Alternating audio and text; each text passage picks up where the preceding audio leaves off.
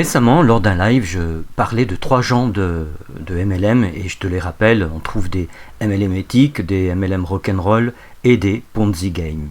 En dépit des apparences, les MLM qui déguisent une chaîne de Ponzi sont plutôt rares. L'offre est si alléchante, pas dire mirobolante, qu'il est vrai que des tonnes de gens tombent là-dedans. Malheureusement, c'est une escroquerie, certains l'ont compris et le voient comme un jeu, d'autres voient rouge parce qu'ils ont évidemment tout perdu. Et puis, ça n'aide pas la profession à redorer son blason, je veux dire la nôtre, voilà. Quant aux MLM rock'n'roll, ils ne sont pas illégaux, alors comme on les reconnaît assez simplement, c'est un peu comme quand on reconnaît un arbre à ses fruits, les leurs se nomment site internet amateur, plan de rémunération bourré de blocage de commissions, produits très limites, communication indigente, conformité légale discutable, et j'en passe. Bref, tout ça, ça demande des améliorations, mais ils ne sont pas illégaux. Et ces MLM-là sont quand même courants. Et puis il reste les MLM éthiques.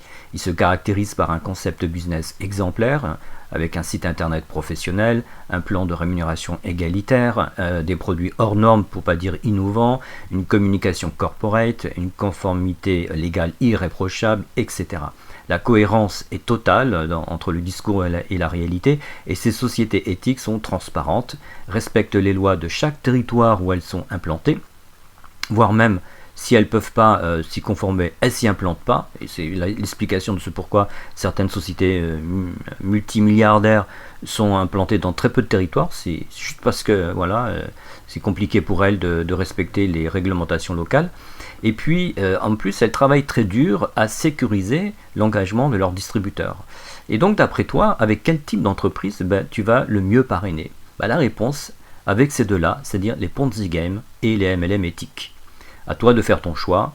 Le mien, je pense que tu l'imagines, moi je construis plutôt dans la durée, et j'ai des valeurs de respect, d'éducation et tout le tout-team.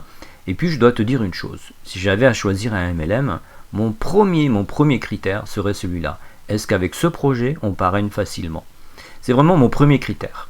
Et il y a en effet des sociétés où parrainer, c'est plutôt ardos. Et il faut y prendre garde avant de s'engager. C'est comme dans la création d'entreprise. La question n'est pas, mais comment trouver des clients? Non, c'est comment trouver facilement des clients. J'ai donc 2 conseils aujourd'hui, si tu veux bien les prendre. 1. Les Ponzi Games ne durent jamais, donc prépare ta sortie et surtout vois-les comme la lèpre du marketing de réseau. 2. Voici un second critère, à égalité avec le premier pour choisir un MLM. La qualité de l'équipe dans laquelle tu entres. Je répète, la qualité de l'équipe dans laquelle tu entres. Seras-tu encadré par des professionnels du réseau? Y a-t-il des personnes dans ta upline directe qui gagnent au moins 10 000 € par mois? Sont-ils des pros d'Internet? Existe-t-il de gros dispositifs de formation dans cette équipe? Est-ce qu'on y pratique la prospection collaborative dans cette équipe, etc. Même si il est important, on voit que le produit est presque secondaire. Un dernier mot, nous sommes vendredi à 12h30 aujourd'hui, tu peux me retrouver sur Facebook lors d'un live sur la page pro Les coulisses du marketing relationnel, et je te souhaite un bon week-end. Tu as à ta disposition 2 leviers d'action. Le premier est de prendre la décision de faire l'expérience de ces conseils du jour, et sache-le, tu as plus de capacité que tu ne l'imagines.